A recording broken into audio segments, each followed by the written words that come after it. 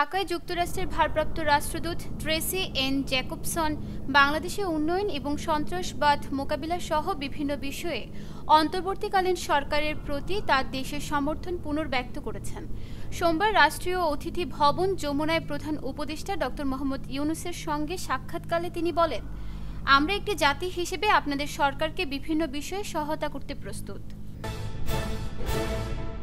বিএনপির সদস্যপদ নবায়ন কর্মসূচি শুরু হয়েছে। কর্মসূচির প্রথম দিনে দলের ভারপ্রাপ্ত চেয়ারম্যান তারেক রহমান ও মহাসচিব মির্জা ফখরুল ইসলাম আলমগীর সহ স্থায়ী কমিটির কয়েকজন সদস্যপদ নবায়ন করেছেন। সোমবার রাজধানীর গুলশানে বিএনপি চেয়ারপারসনের রাজনৈতিক কার্যালয়ে বিএনপির সদস্য নবায়ন কর্মসূচি উদ্বোধন করা হয়।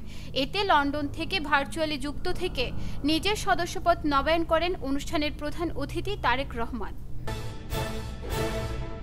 পরিবর্তন হচ্ছে পুলিশ, র্যাব ও আনসারের পোশাক। ৫ আগস্টের পর পুলিশের সংস্কার সহ তাদের পোশাক পরিবর্তন নিয়ে নানা আলোচনার পর অবশেষে তা বাস্তবায়ন হচ্ছে। নতুনভাবে পুলিশের জন্য আয়রন রঙের পোশাক, র্যাবের জন্য সবুজ, জলপাই ও আনসারের জন্য সোনালী গম রঙের পোশাক নির্বাচন করা হয়েছে।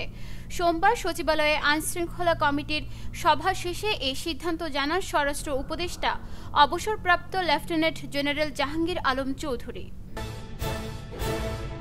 আনুষ্ঠানিকভাবে ভোটার তালিকা হালনাগাদ কার্যক্রম শুরুর মাধ্যমে ভোটের ট্রেন চলতে শুরু করেছে বলে জানিয়েছেন প্রধান নির্বাচন কমিশনার এএমএম নাসির উদ্দিন।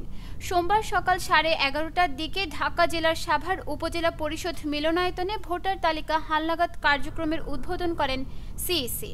তিনি বলেন, ৫ আগস্টের বিপ্লব আমাদের সুযোগ এনে দিয়েছে। ভোটের অধিকার প্রতিষ্ঠার সুযোগে আমাদের ভোটের অধিকার প্রতিষ্ঠা করতে হবে।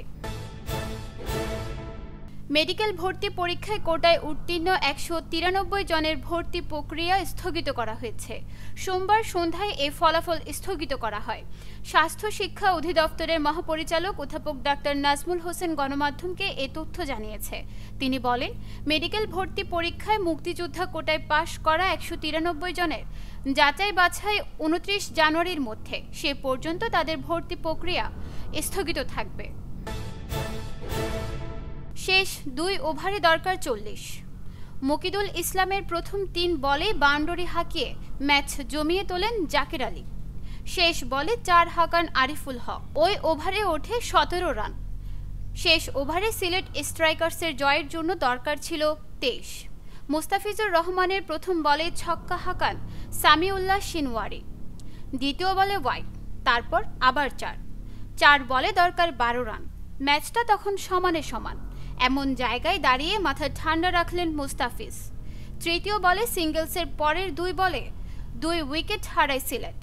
১৩ বলে ২৯ করে আউট হন আরিফুল। পরের বলে সুমন খান রান আউট। শেষ বলে রুয়েল মিয়া ৪ মারলেও পরাজয় এড়াতে পারেনি সিলেট। রুদ্ধশ্বাস লড়াইয়ে ৬ রানে জয় পেয়েছে ঢাকা ক্যাপিটালস।